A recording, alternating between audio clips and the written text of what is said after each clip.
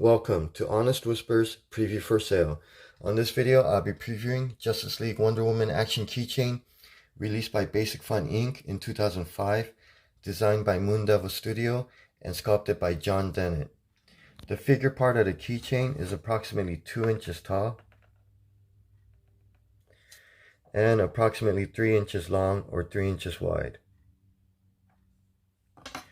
I'm going to go over 6 different categories to preview this. First category is design, pretty much covers the concept, the pose, and the look. And the concept is basically a keychain made of a retractor and a figure attached by a string. It's kind of like a wind-up toy. You pull the figure down and you can retract it with the push of a button. So it kind of creates this Wonder Woman flying in the air or soaring effect. And as you can see, her pose definitely matches that look. It looks like she's flying in the air. And one really nice thing I like about just the design itself is that the way the string is attached to her, it's not like just plugged on her back or head or something. She's actually holding it like she is holding a golden lasso, for instance. You could see that loop in her left hand and it runs through her right hand. So definitely like the look or the pose, and the look itself is pretty much like the way she looks in the Justice League animated series. So for the design, I give it a perfect 10 out of 10. Next category is sculpting, pretty much covers the quality of the sculpt, quality of the mold, and the details. And as far as the details go, this is based off a simplified design. So you don't see too much details, but still the details that it does have definitely looks nice. You don't see like hair strands detailed out or anything, but when you do look closer, you can see how her fingers are definitely sculpted. You could see her costume, like her breastplate, the W's been sculpted. And if you look even closer, you can see that her earrings are sculpted as well. Let me see if I could get a steadier look on that. So everything's nicely sculpted. I do also like the body proportions. Everything seems to fit proportionally. Definitely like the size of her breasts, her thin waist, and the way her hips widen out. Her legs are perfect length and size. Everything looks very proportional. Now, one thing I didn't really like too much, her face overall looks great. Now on the sculpt here, it looks like, her hand is covering her face a lot. Now this is made out of PVC, so it does have some flexibility. And as you can see in the example picture, her hand isn't as close to her face, so you could see her face a little bit more clearer. Now when I took a closer look at her face, the size of her nose is kind of small. Get you that close up here. So when you look at it from certain angles, it kind of looks like she has a bit of a flat face.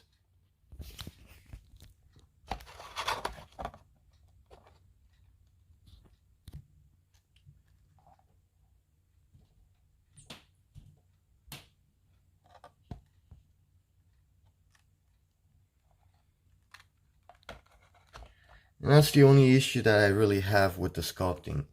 Now also when you look closer here, you could see the quality of the molding, or at least where the molds come together, and then see the seam line here on the bottom of her left leg. Now for a figure this small, it's actually not that bad. And I did see another line here, or a seam line, on her right arm. but it really isn't that noticeable. So definitely nice overall. And I'm sure it does vary from figure to figure or keychain to keychain. So as far as the sculpting score goes, I give it a near perfect 9 out of 10.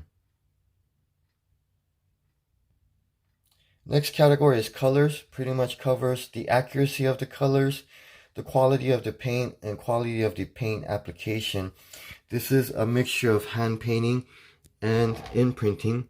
So if you notice her stars, they're like perfectly shaped and pretty well aligned. Now, as far as the paint accuracy goes, looks pretty much like it does in the animated figures. Now, the paint, it's pretty much all like same type. It's not like a gloss finish, basically a matte finish. So you get the actually like a yellow rather than like a gold type of yellow, but still looks great. Everything looks clean. As far as the paint application goes, for a figure this small, and again, I know it varies from figure to figure or keychain to keychain, but definitely nicely done overall. I would definitely recommend, if you ever buy something like this, kind of comparing whatever figures or keychains that they have available, and I usually pick out the best looking one, or at least one with least amount of errors. But when you look at a close, at a much closer view, you could see a lot of bleeding, a lot of lines that's kind of a bit squiggly or runs over the border. So you could see the yellow here going over on her bustier, or basically the upper part of her costume. And throughout the figure, you could see here and there, like the white line, you could see some bleeding onto her skin.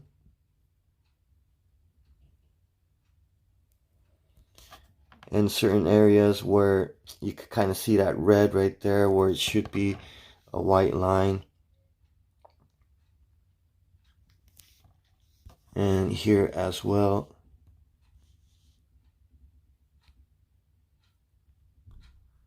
If I could get this to focus a little bit more. But you can see the tip right there. Let me see if I could do it with the zoom out. Just slightly here and there. But overall, the quality is nicely done. And you can see some yellow here.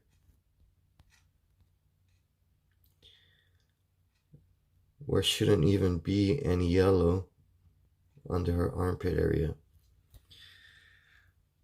But that's when you look at it really closely. When you look at it from a pretty good distance, it's really hard to see those small little errors here and there. Even on her bracelet,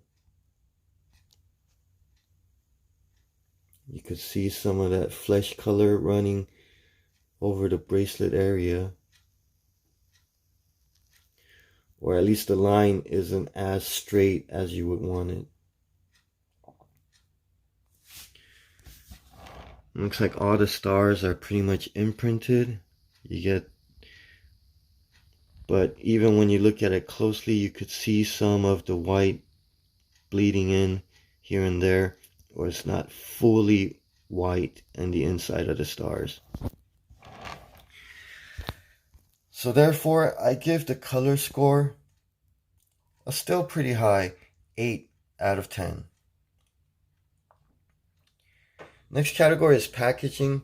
Pretty much covers the design, the look, and the quality of the packaging. And this, as you can see, is a blister card or a bubble card packaging. But definitely nice. It's all individualized. You have Wonder Woman's picture, name, and even on the back, even though it does preview the other figures that's available in the line, you can see basically a detail of Wonder Woman's, not just something that's generalized or generic. So I definitely like that, how it's individualized. And this bubble, if you look at it closely, it's in the shape of the figure and or the keychain. So in other words, it's not like a blocky or, one square like a cube bubble and it's just sitting there with like a protector, but rather the bubble is shaped out. So I do like the look of it.